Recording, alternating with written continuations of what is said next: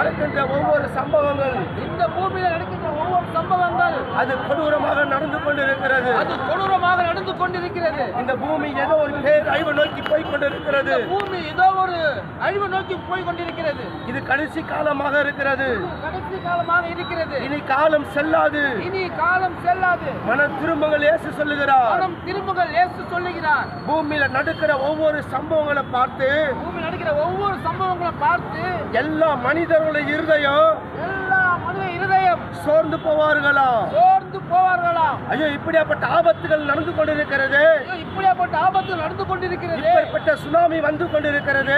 Tsunami வந்து கொண்டிருக்கிறது. இப்படிப்பட்ட பூமி அதிர்ச்சிகள் வந்து கொண்டிருக்கிறது.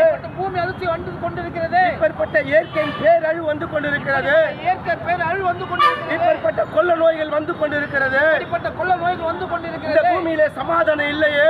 பூமியில சமாதானம் இல்லையா? ஜனங்களுக்குள்ளே சமாதானம் இல்லையே. சமாதானம் இல்லையா? நாம் என்ன செய்வது?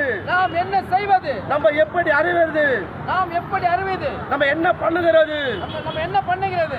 ஒன்று குழப்பமாக இருக்கிறது. எல்லாம் குழப்பமாக இருக்கிறது. அப்படியாப்பட்ட காலம் வரப்போகிறது. அப்படியாப்பட்ட காலம் வரப்போகிறது. வசனம் சொல்லுகிறது. வசனம் சொல்லுகிறது. காரிருள் பூமியை மூடுமா? காரிருள் பூமியை மூடுமா? இயேசுவை அறிந்த ஜனங்களுக்கு, இயேசு அறிந்த ஜனங்களுக்கு இயேசுவே வெளிச்சமாக இருக்கிறார். இயேசு வெளிச்சமாக இருக்கிறார். அப்படின்னு சொன்னா இந்த பூமியின் மேலே ஒரு பயங்கரமான காரிருள் வந்து மூட போகிறது.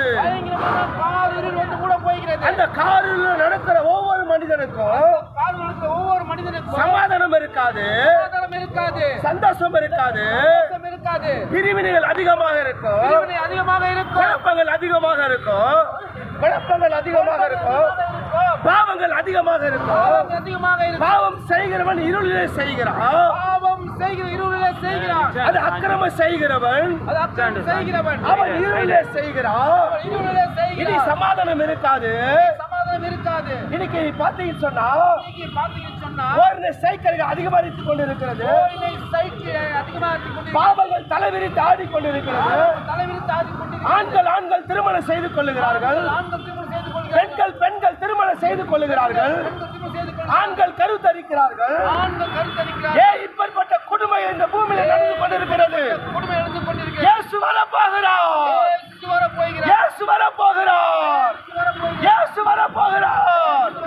அவருடைய வருகைக்கு இப்படிப்பட்ட சம்பவங்கள் நடக்கும். இந்த பூமியில சமாதானம் இருக்காது. இயேசு வருகைக்கு இந்த பூமியில நித்திய சமாதானம் இருக்காது.